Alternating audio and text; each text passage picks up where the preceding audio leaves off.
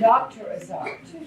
Yes, Dr. Azar. My brother. Oh, And Dr. Azar is a radiologist. My wife helped me to understand that you might have thought he was a doctor of theology, but he is actually, I feel like he's a doctor of evangelology. Evangelism. He's definitely a doctor of multicultural evangelism theology. Amen. So, in addition to what Theology for Middle East. yes, Middle Easternology. But anyway, I'm astounded Yes. at the level of depth. Yes. Right. And when I said, I meant it, when I said, let's all say cultural or paradigm adjustment at the beginning. Woo. Okay, let's put that in bold, italics, underline, and let's say it again. Paradigm adjustment. And I am already, wow, I have so much to chew on between what Brother Reed has shared with us, and his wisdom, and then what Dr. Azar is sharing with us. It's just rich. I think before he comes, we need to just stop eating for a minute, raise our hands, and thank God for what Lord Jesus. It's so wonderful. And I praise you, thank you, Lord, that we can have this time together this day. Thank you that Brother Reed was able to with us in the congregation. It's just amazing, and I pray for like us to receive, and Lord Jesus, everything you're wanting us to get, help us to get it so that our paradigm adjustment of how we think about reaching out will be what you want it to be, Lord. In Jesus' name, amen. So humbled to be here, and I pray that the Lord will keep me humble. Amen. Amen. Multicultural Ministry's goal is to get us evangelize the different cultures in our communities. This is a United Pentecostal Church ministry that started in 1996. We're not new to this as Apostolics. And every one of these groups has a director of ministry that try to be a resource for you. I'm the Multicultural Ministry Coordinator for the district. If you know someone from these groups, Jewish, Serbian, Korean, you want to reach out to, you need resources, you can reach out to me. My job is to connect you with the right people. So the UPCI has been working on this for a long time. There's a website called globaltracks.com. It has 63 languages of Bible studies. So we wanted you equipped to reach the harvest with, if there's a language barrier, we fix that. We just want to try to bridge the culture better, okay? This is Middle Eastern evangelism. Me and my wife would direct that because we're from the Middle East and our culture, and there's a lot of Middle Eastern people in this area.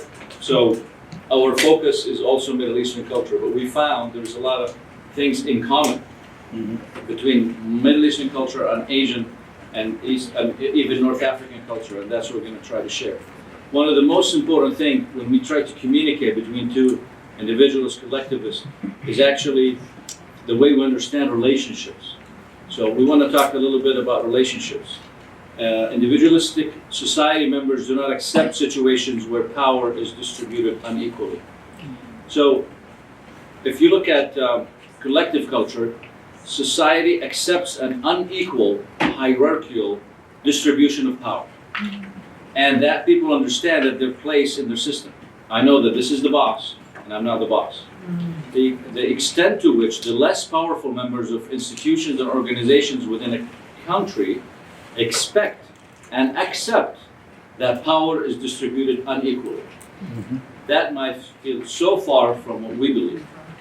This is a map of all the countries in the dark green that believes that it's okay to have power with certain people. Look at Russia, look at Mexico, look at the Middle East. The only countries that kind of have a light color is North America, Australia, the Scandinavian countries, and England. But the majority of people on this earth believe it's okay to have a dictator, sort of. Wow. There's a scoring system that the studies have shown people accepting people of power that is unequal in a small group. And these people in the country depend on these leaders. Like in Russia, Putin's accepted whatever favorable numbers are pretty high. Believe it or not, but it's high.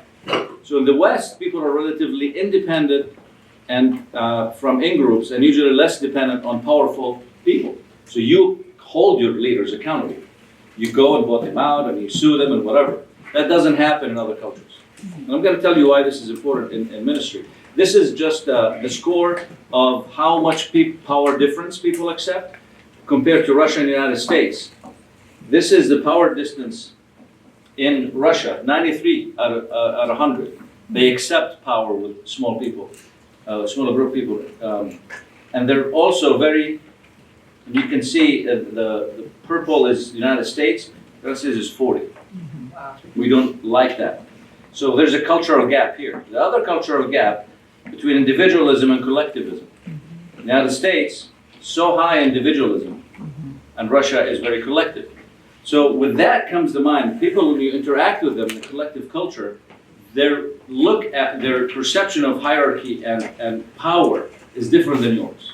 How is that helpful in your life? This is also for China, because we do have Asians here. China can be a representation of Asian countries.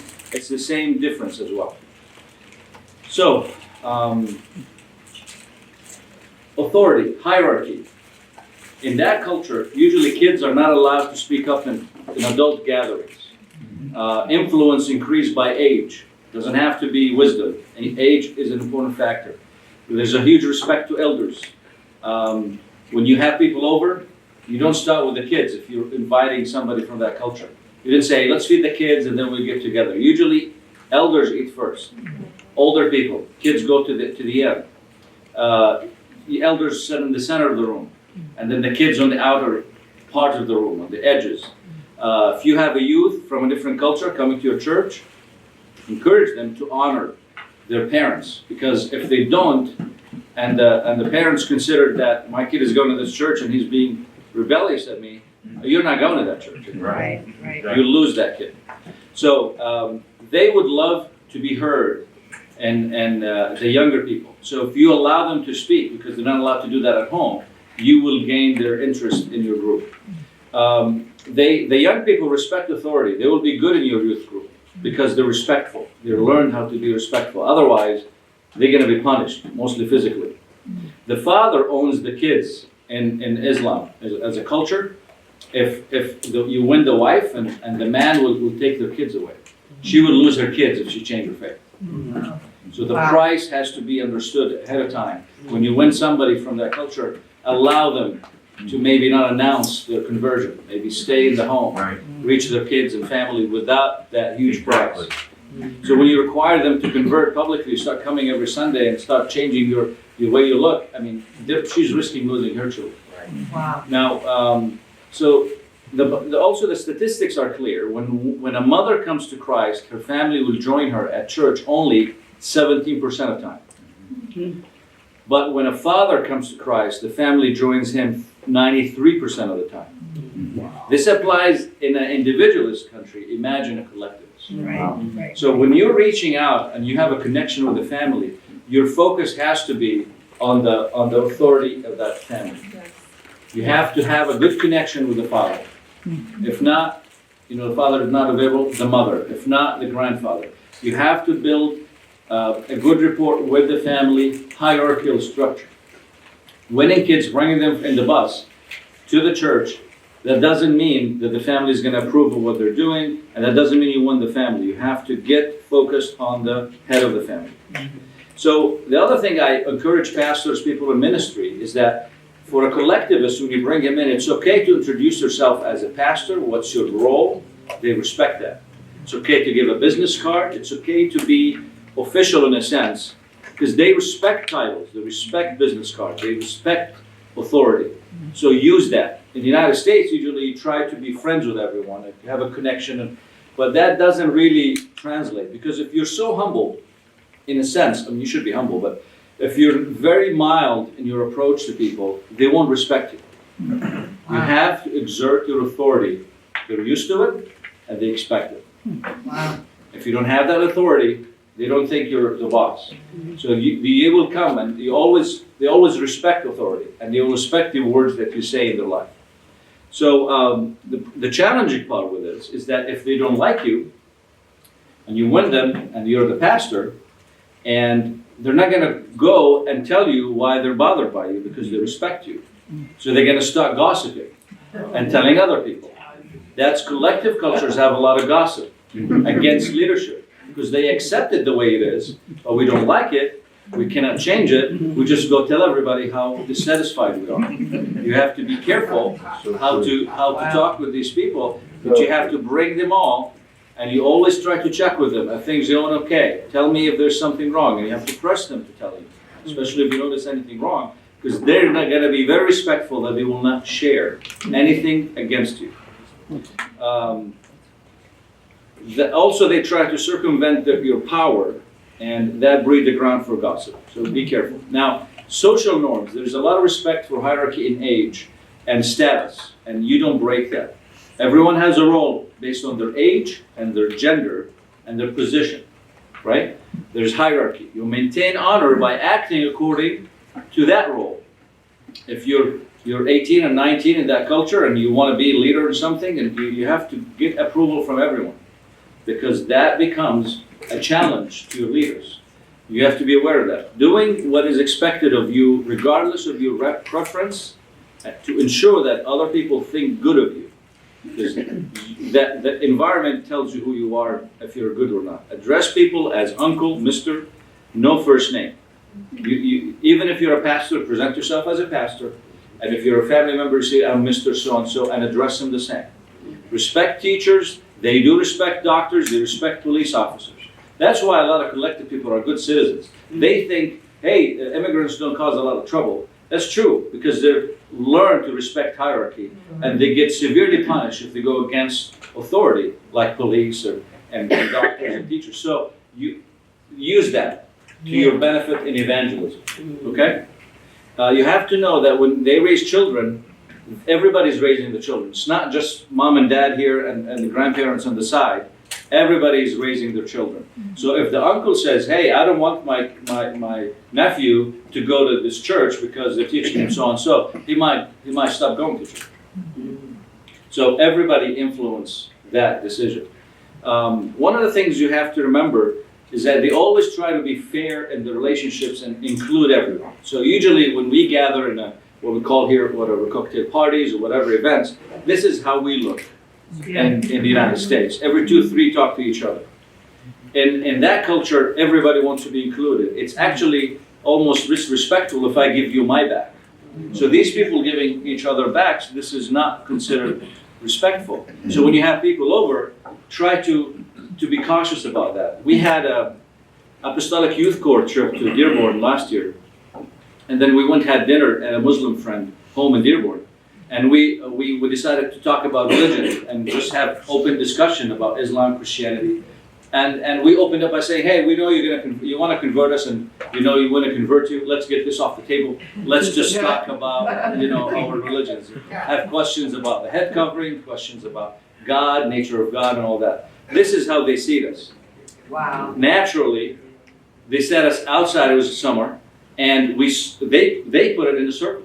They don't want anyone to be left out. We're all going to sit and talk about that. Yes. So you have to, this is one of the good things about collective culture, is that everybody needs to be included and embraced. Right. Now, one important thing when you build relationships is that friendship. What do we think about friendship? Now, friendship is also defined differently in a collective community. Usually either you are an acquaintance or a friend. In the United States, we have a friend, a good friend, a very, very good friend of mine, a really close friend, right? So we have these different levels, right? In these cultures, it is either you're a friend or you're not a friend. And your friend is like a brother. If you get to that in circle, then you're really close. You can ask them anything, and they will do it for you. But they're also going to expect the same from you. Exactly. The problem happens when We consider them a friend. They come with a request, and we say, "Oh, I need to go to the airport like at midnight. Can you take me?" And he would say, "Well, it's really hard. I don't think I can make it." But a real friend, what they would do is say, "I can't make it, but I know someone who will. I'll get you there somehow. I'll find a way. Trust me. Depend on me." Then they will consider you a friend. If they ask you and you couldn't deliver as a friend, then you're not going to lose them as a contact, but they're not ever going to ask you again. You technically failed the friendship test forever, and you're going to have to make it up, because either you're a friend or not. My friend got upset at me. 15 years ago, I ran out of gas in my town, and I called my cousin to bring me gas. It was like around 11 p.m. And my friend called me when he knew about it. And he said, "Why didn't you call me?" I said, "Man, it just came to my mind. I had to apologize to him. Why I didn't ask him for help. Because to him it felt like, am I not your friend? I'm not worthy of helping you when you need help?" So this is a relationship. Friendship is a reciprocal, symmetrical relationship. And if you don't reciprocate, it's going to be broken. Yes? It's interesting you bring that up because I cut my fingers off with a table saw. I had a doctor that took me and Jordan and we became friends. And so he had opened a clinic and I took my wife to it and he took a growth off of her finger and I tried to pay him. Yes. And he said, "No, you're my friend." Yes. And I said, "Well, I don't want to take advantage of your friendship." He said, "Well, if you can't take advantage of your friends, who can you take advantage of?"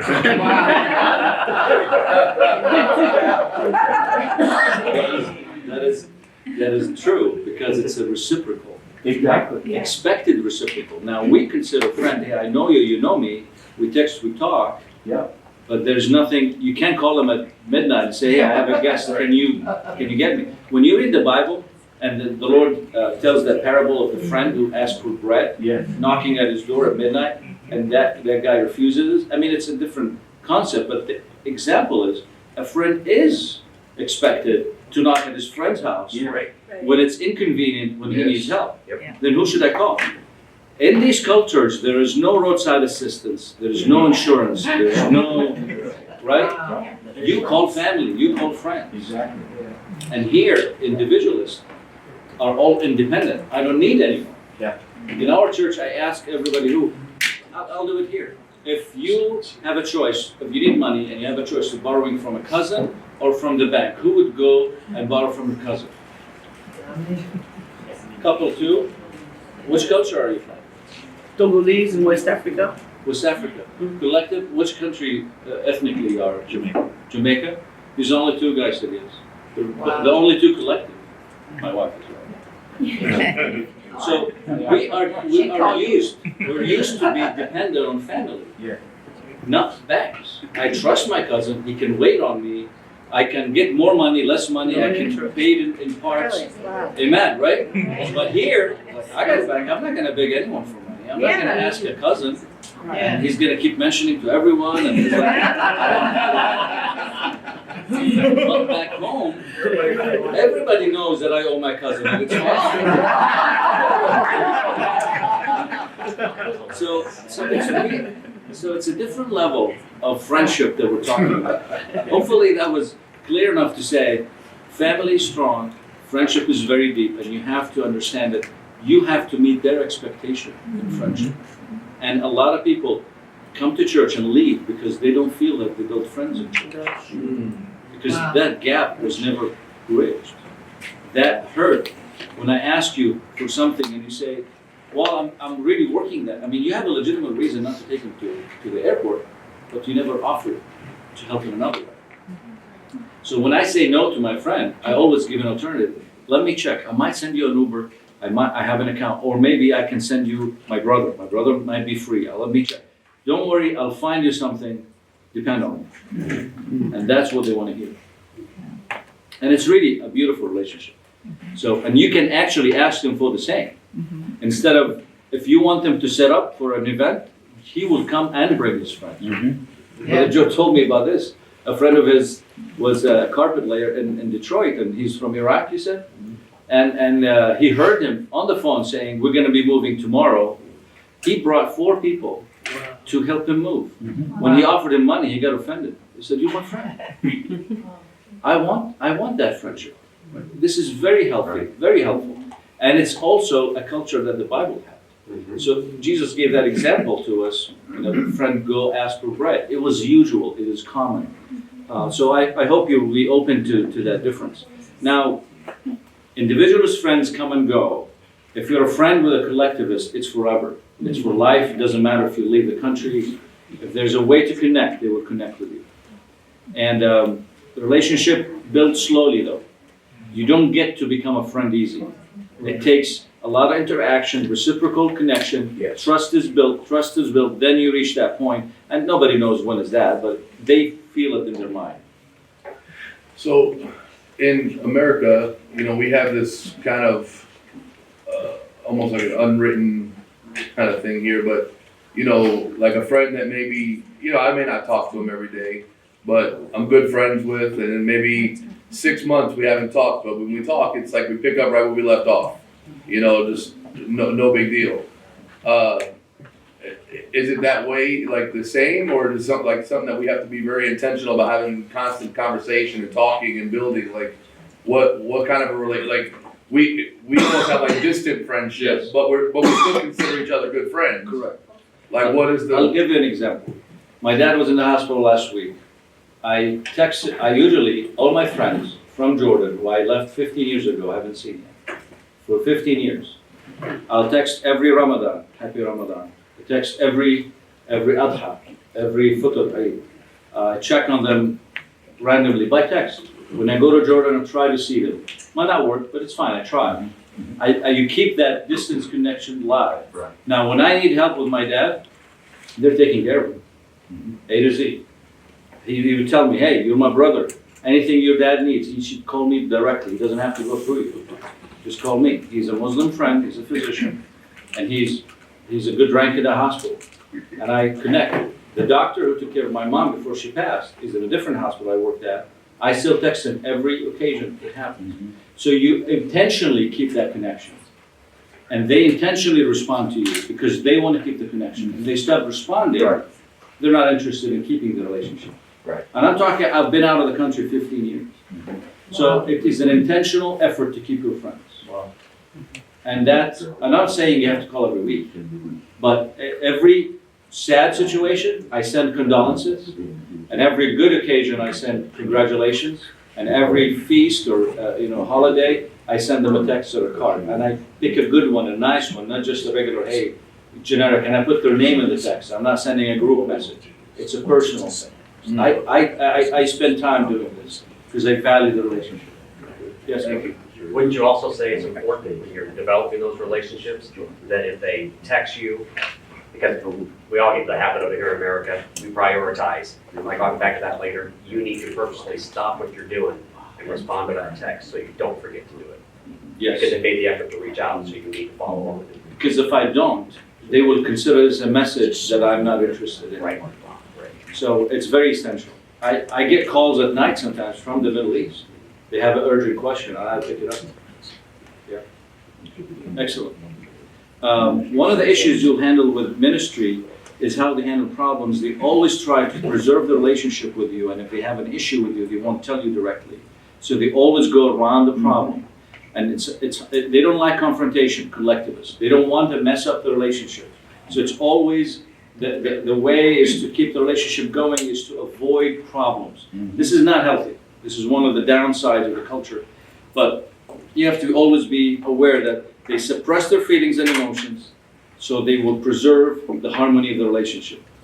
And just something you know. Now, friendship, as I said, something dear to you, and hierarchy is important. I'm just reminding you with this. This is how they see society. It's everybody has a position in there, and you don't cross boundaries. You follow the structure of the hierarchy.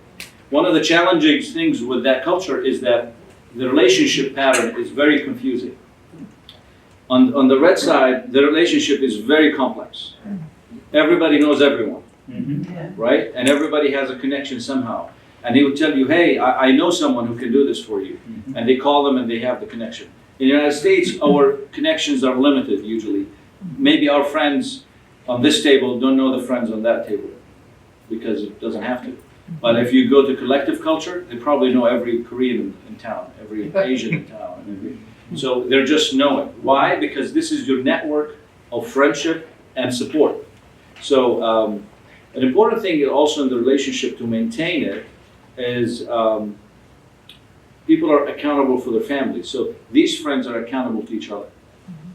If you don't continue that relationship, you'll get ostracized. If you win someone from that group and he comes into this group, he's going to feel lonely. Oh, Right. Exactly. It is sad. You're going to feel very lonely. You need your church to be this way. I think this is a healthy church, as long as you cut the gossip early on. Because that connection has the potential for gossip. It's embedded in it, right? And churches have gossip because they're family, they're extended. But you have to be aware that people, when moving from here to here, they feel very lonely. There's a principle of kinship that you go to a Chinese restaurant, the whole family work there. It's not by choice, right? Because you have to hire your family members, right? If my brother has a business in Oklahoma and my dad called him, he said, hey, your cousin is coming from Jordan to work for you. Really? And my brother's like venting to me. He can't say no to my dad. Can't say no to my uncle. And he says, man, I don't know what she's going to do. I don't have room for her. I'm actually going through a bind now financially. I said, I don't know what to tell you. I can't help you. My dad told my uncle that she's coming to work for you. So it's not always by choice. And they're not always the best workers. I mean, it's hard to work with family. You guys know that, right?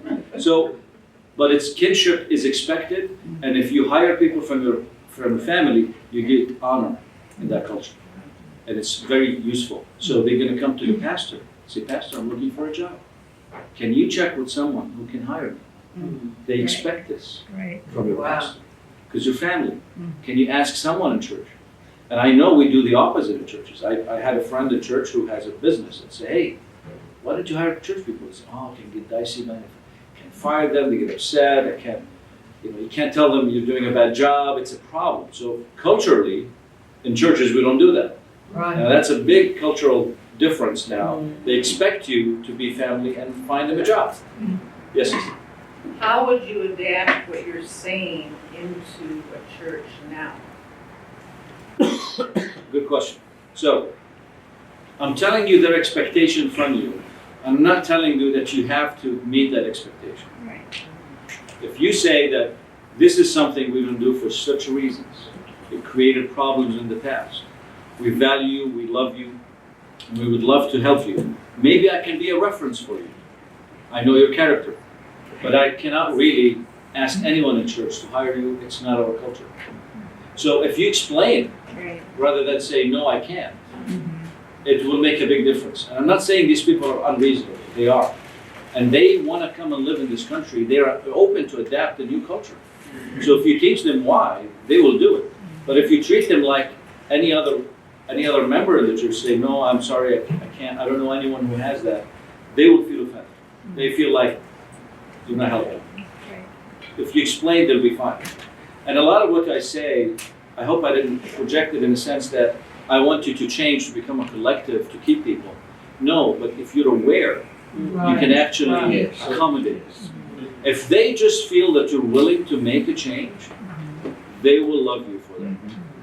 You don't have to make the change to fit them, because they are supposed to change and live in an individualist culture. They're supposedly changing cultures to fit in here. But if you're not aware of these issues, they become obstacles, and then you will not get them at all.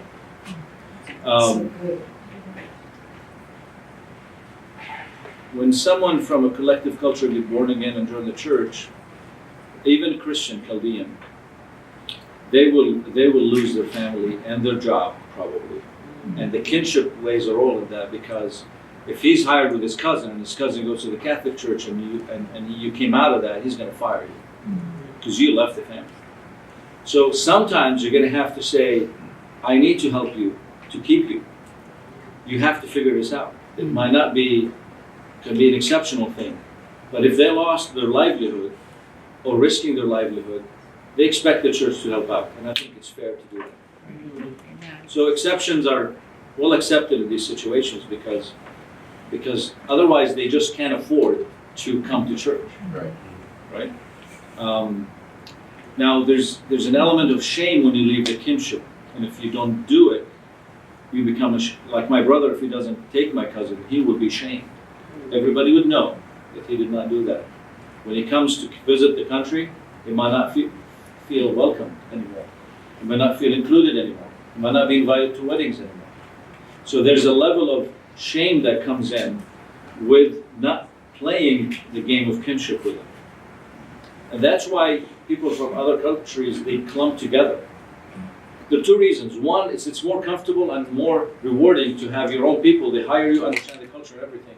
And the other thing is that we're not welcoming them in.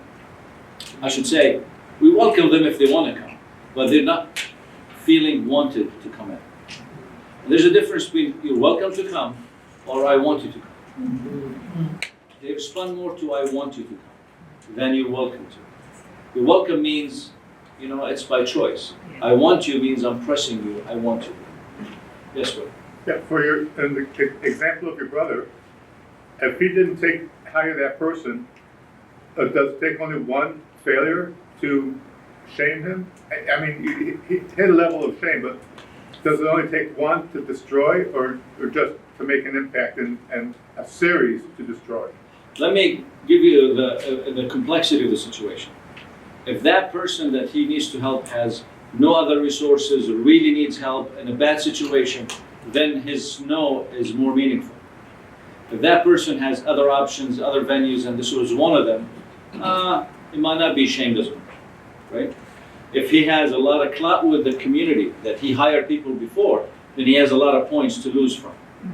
But he's never helped anyone, and he rejected the only time they asked him for, that's a big one.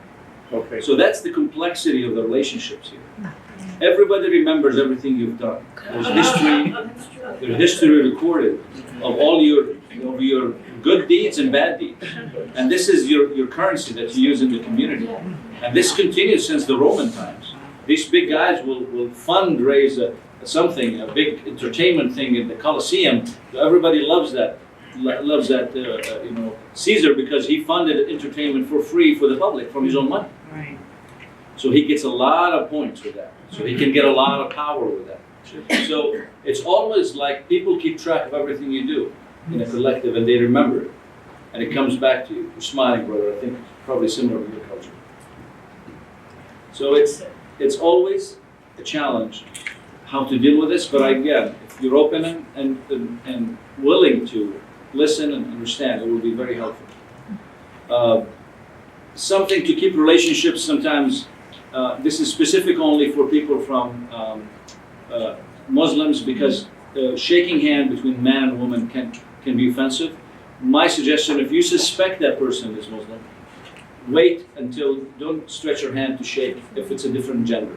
Always wait for them to do that. Women is easily recognizable with a head cover. Don't shake hand with a woman if you're a man unless she extend her hand, and do the same. If you cannot shake your hand, you just do this. And this is like, you're dear to me, and we don't have to touch hands. The reason is it can spoil the prior washing that they had, and they don't want to deal with that, and they don't want to be, especially if they're with wives, they don't have a relationship, a friendship between man and woman in Islam. So it's always a potential for a relationship. So you have to always be cautious, especially if the woman is there. I had a brother who told me I almost got killed. I tried to witness to a lady in the store with her husband. When he saw me, he wanted to kill me. He was talking to his wife without his permission, trying to convert her. So he told him, I will kill you. And he said, okay, I'll leave. So you have to be cautious, not to scare you, but you have to be discerning the situation. It was Walmart, so you could have heard about it in the news. But luckily it didn't happen.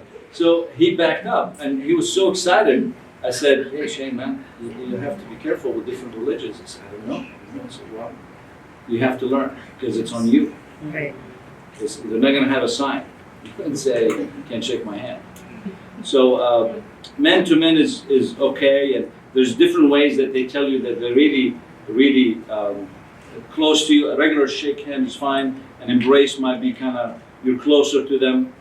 Usually hugging, which we do here a lot, is reserved for family members. So if they hug you in the relationship, that means they're really close to you. Okay? So everything is symbolic, every action has a meaning, and that's one thing about the Asian cultures as well, and Middle East specifically, is that they consider the feet dirty. Yeah, so I can't sit on a table like this with my shoes facing Brother Reed. This is disrespectful. Showing the bottom of your foot. Very disrespectful. Muslims don't sleep with their feet, in the United States, don't sleep with their feet towards Mecca. You don't get buried there. I mean, there's a way you get buried even when you're dead. You don't face your feet towards holy places. So you take your shoes off when you get to their homes, and you don't put your foot facing anyone, and you wait to be seated in a place that they would respect you as a guest. You can't sit on the edge. You have to sit in a specific spot. So there's a ritual for things which everything is symbolic, which is beautiful in a sense. There's a lot of respect. But in the same time, unintentionally, you can cross that ground, and it will cause that chiasm between you and them bigger. So no recliners. No recliners. Even if they recline, don't do it. Even if they tell you, don't do it. They're trying to be hospitable, but feet up is no. And a lot of Asian cultures, actually the Jewish people also do the same. They consider feet dirty. The reason Jesus washed the feet is because they were the dirtiest part of that culture. It's not just because it's just the feet. It is considered, for the Jews as well, is the dirtiest part of the body. And people walk almost sandals, almost dusty and almost dirty. So